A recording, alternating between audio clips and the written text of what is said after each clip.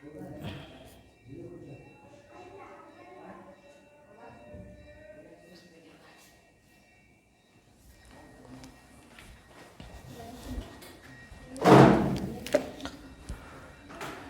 good morning to all students. We are discussing about nutrition in organism.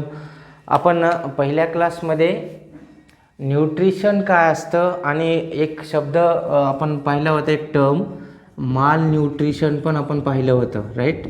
माल nutrition म्हणजे एक प्रकारचं कुपोषण म्हणू आपण. ओके, कुपोषित जे चाइल्ड असतात त्याच्याविषयी आपण बोललो. तर ॲक्च्युली माल न्यूट्रिशन होतं कशामुळं? Due to the deficiency of nutrients. Nutrients कोणत्या कोणत्या होत्या? आपण न्यूट्रियंट्समध्ये काही एक्झाम्पल सांगितलं. त्यामध्ये अमायनो ॲसिड्स होते, त्यामध्ये विटॅमिन्स होते. ओके, त्यामध्ये न्यूट्रियंट्समध्ये ग्लुकोज पण असतो. ओके, तर अशी काही आता हे कुठून भेटले आपल्याला? हे प्रोटीन खाल्ल्यानं भेटणार. हे काही फ्रूट्स खाल्लं तर त्याच्यामध्ये आपल्याला भेटतात. ग्लुकोज पण काही फ्रूट्स आणि आपलं जे रोजचं डाईट आहे, जेवण. ओके, त्याच्यातून आपल्याला हे न्यूट्रियंट्स मिळत होते. आणि हे न्यूट्रियंट्स जे आहेत विदाऊट न्यूट्रिशन कंप्लीट होणार नाही. आपण न्यूट्रिशनची डेफिनेशन काय केली होती की intake of food material by the organism. This process is called as nutrition. Intake कशासाठी केलं जातं? For the purpose of production of energy. म्हणजे आपल्याला न्यूट्रियंट्स लागतात कशासाठी?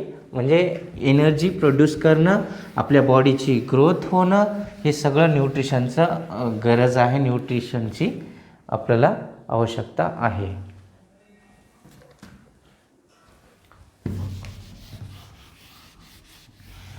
तर आपण काय करू आता? नीड ऑफ न्यूट्रिशन हे पाहू. नीड काय गरज आहे?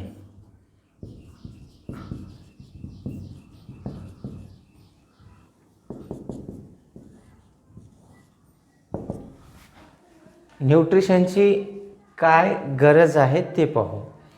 सगळ्यात पहिल्यांदा आपल्या बॉडीला आपण जेवण करतो कशासाठी? For the purpose of energy, for energy production.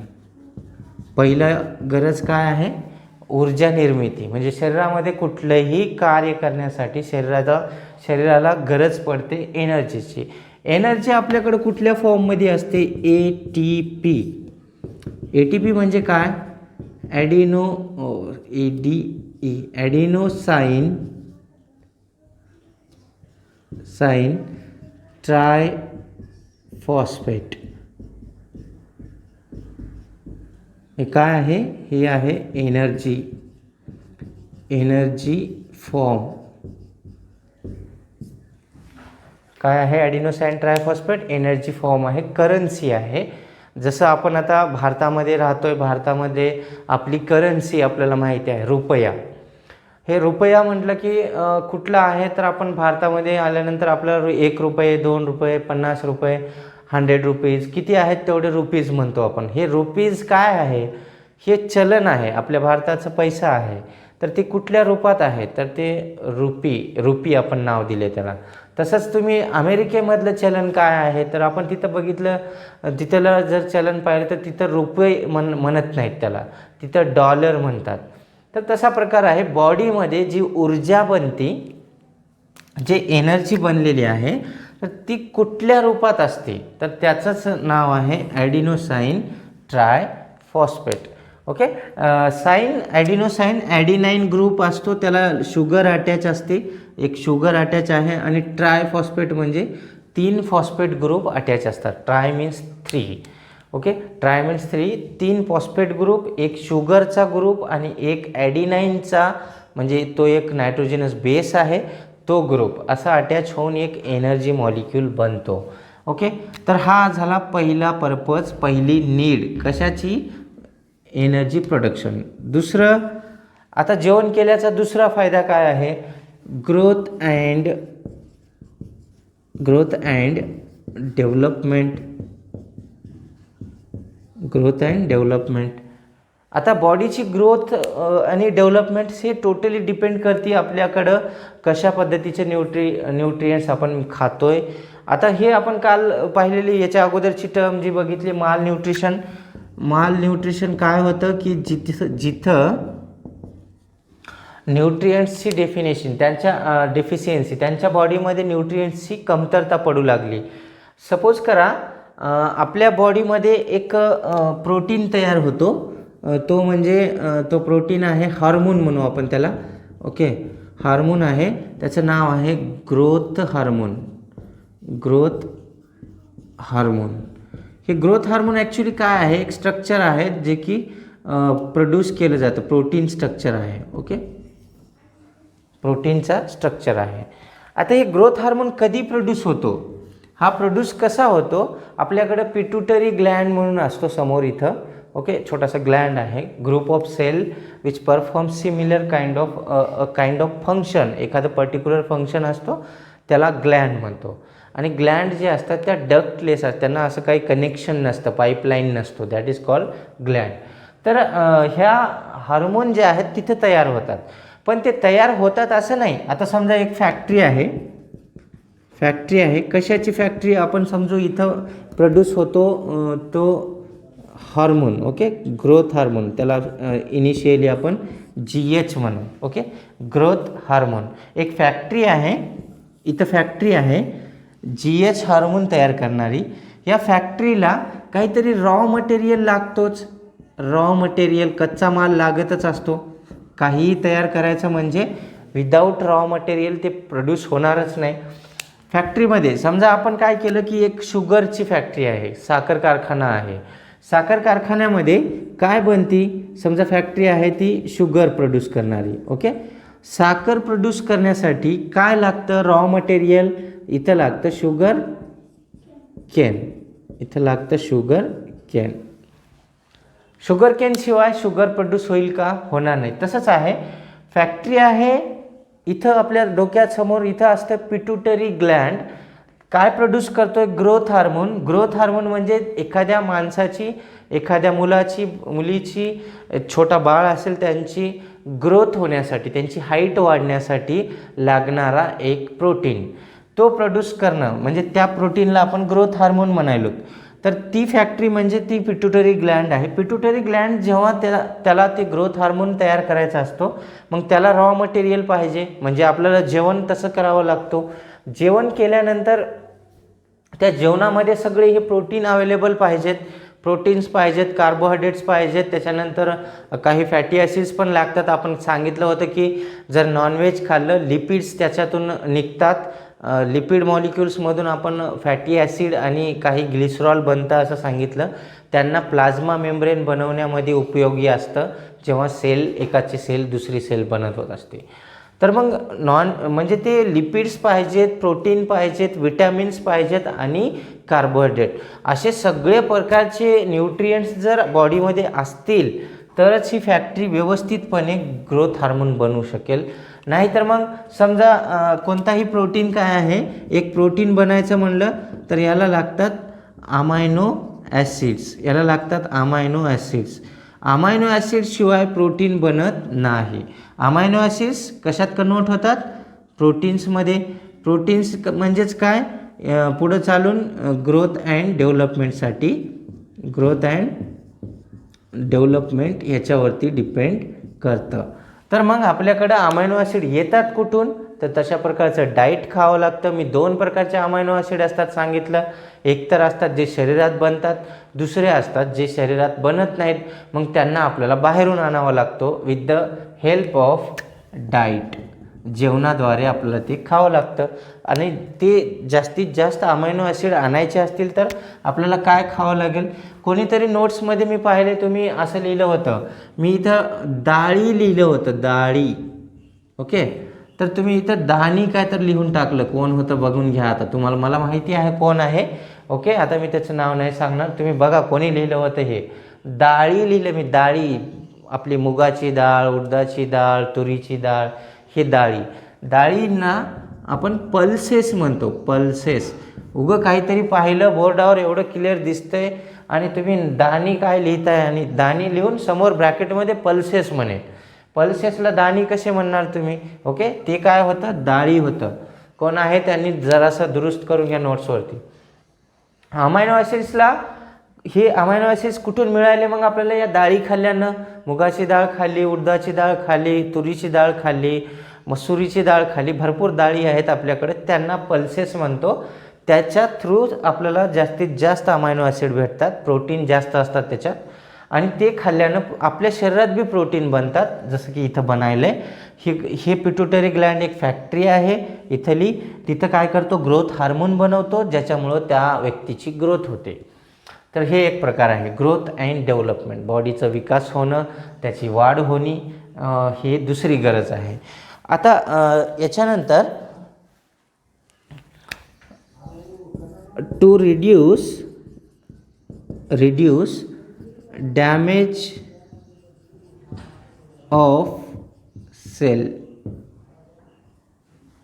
Reduce damage of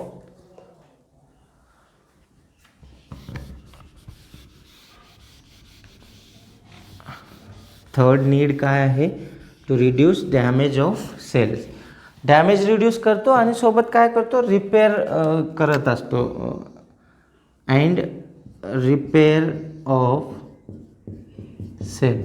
जर समजा एखादी सेल डॅमेज झालीच तर त्याला भरून आणण्यासाठी पण हे काम करतं न्यूट्रिशन. न्यूट्रियंट्स नसतील शरीरामध्ये, रक्त जो आहे तो आपल्या शरीरामध्ये जे सेल्स आहेत, समजा मला इथं जखम झाली, माझी स्किन थोडीशी डॅमेज झाली, सेल्स डॅमेज झाल्या आणि इथून कट झाला, एवढा पार्ट निघून गेला, मी घसरून पडलो, सायकल चालवू लागलो, दंडमीने पडलो आणि माझं एवढं पार्ट घासून निघून गेला. आता हे पार्ट बनण्यासाठी काय व्हावं लागतं? Growth and development. सेल तिथल्या डिवाईड कराव्या लागतात. म्हणजेच काय? रिड्यूस डॅमेज रिड्यूस करणं म्हणजे काय? मिनिमाइज करणं. इथं सेल्सना भरून आणलं जातं, काही दिवसानंतर बघा ती जागा भरून जाते, ती भरणं म्हणजे रिपेअर आहे. तर ते होण्यासाठी पण न्यूट्रिशनची गरज पडते, म्हणजे अन्न खावं लागतं, तशा प्रोटीन्स, तशा विटॅमिन्स आपल्याला गरजेच्या असतात. ओके, तर ही एक गरज झाली न्यूट्रिशनची. तर चौथी गरज काय आहे? जेवणाची आपल्याला आणखीन एक गरज आहे. Fight with diseases. स्पेलिंग्स चुका करू नका, मी काय लिहितोय बघा. डिसीजेस, DISEASES, डिसीजेस म्हणजे रोग. ओके, डिसीजेस म्हणजे रोग, आजार. ओके, रोग किंवा आजार म्हणू आपण त्याला. Fight with diseases.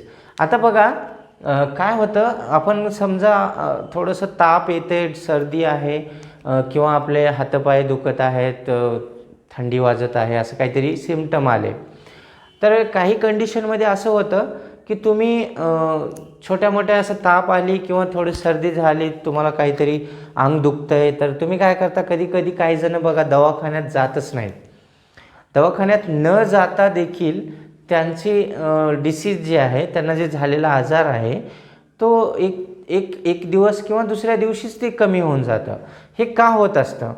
शरीरामध्ये ऑलरेडी आपल्याकडं तशी इम्युनिटी असते. इम्युनिटी म्हणजे काय?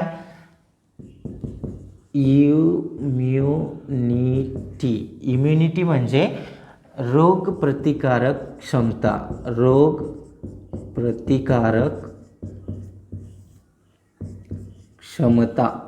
ओके, ही क्षमता आपल्या सगळ्यांकडे आहे. ती आपण काय करतो? थोडंसं ताप आल्यासारखं वाटलं, लगेच घाबरून गोळी घेतो. असं आपल्याला सवय आहे की आपल्याला वाटतं की ताप आली म्हणजे आपलं शरीर आता जाणार, मग आपल्याला भीती वाटते, लगेच आपण गोळ्याला जातो, गोळ्याचा सहारा घेतो.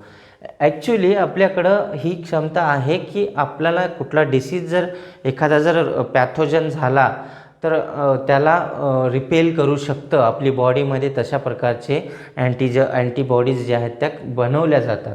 आता तो पार्ट वेगळा आहे की काही नवीन ऑर्गॅनिझम आले आणि त्यांचे अँटीबॉडीज बनवायला आणखीन आता सपोज करा आपल्याकडं व्हायरस आला आहे, कोरोना व्हायरस.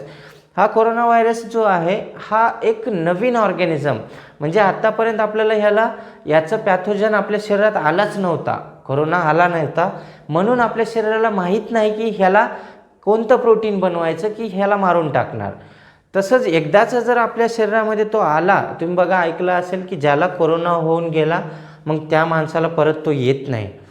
त्यांनी जर त्या कोरोनाला हरवलं तर त्याला ते परत होत नाही. ह्याचं कारण काय असतं की त्यांच्या शरीरामध्ये तशा प्रकारच्या अँटीबॉडीज बनतात, त्याला आला की मग त्यांना सवय झालेली असते की त्यांना परत किल करणार. तर तशी इम्युनिटी जी आहे आपल्याला प्रत्येक पॅथोजनच्या अगेन्स्ट असतीच.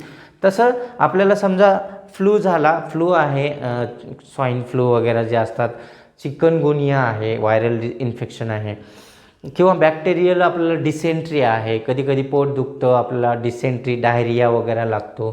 ह्या गोष्टी ज्या आहेत ह्याला तुम्ही विदाऊट हॉस्पिटलमध्ये जाता देखील क्युअर होतात. आता मी असं नाही म्हणत की तुम्ही हॉस्पिटलला जायचंच नाही, पण इतक्या पण साध्या गोष्टीला हॉस्पिटलमध्ये जाऊन त्या टॅबलेट्स खायच्या नाहीत ज्या की आपल्या बॉडीसाठी हार्मफुल असतात. म्हणजे टॅबलेट्स कधी खायच्या, खूपच तुम्हाला इमर्जन्सी वाटतच असेल की हे माझं कमी होणार नाही आजार, हे जास्तच वाढत चालला आहे, एखादा दिवस तुम्ही वेट करू शकता, एक दिवस 2 दिवस बघा तुम्ही, ते ऑटोमॅटिकली आपली बॉडी रिपेल करत असते. तर ते रिपेल कशामुळं करू शकते, आपण काय करतो, ताप आला, सर्दी झाली, थोडंसं अंग दुखायला की जेवण बंद करतो. जेवण बंद का करतो आहे, आपल्याला वाटतं की आता मला खाऊ वाटत नाही, मला कडू लागतं आहे, बरीच आता प्रत्येकाकडं वेगवेगळ्या प्रकारचे आयडियाज असतात अवॉइड करायच्या फूडला. तर ते आयडियाज बंद करायच्या. जर तुम्हाला ताप आली असेल तर मी तर म्हणतो आणखीन एखादा टाईम वाढवायचं, प्रोटीन्स खायच्या, मॅक्झिमम डाळी खाण्याचा प्रयत्न करायचा, फ्रूट्स खायच्या, नवीन नवीन फ्रूट्स खायच्या, वेगवेगळ्या प्रकारचे पदार्थ खायचे उलट त्या बिमारीमध्ये. त्याचा फायदा काय होतो, तुम्हाला नवीन न्यूट्रियंट्स भेटतात आणि त्या न्यूट्रियंट्सच मदतगार असतात. हे न्यूट्रिशन म्हणजे काय, अपटेक केलं आपण, फूड खाल्लं तर तिथून तुम्हाला काय भेटल्या, न्यूट्रियंट्स भेटल्या.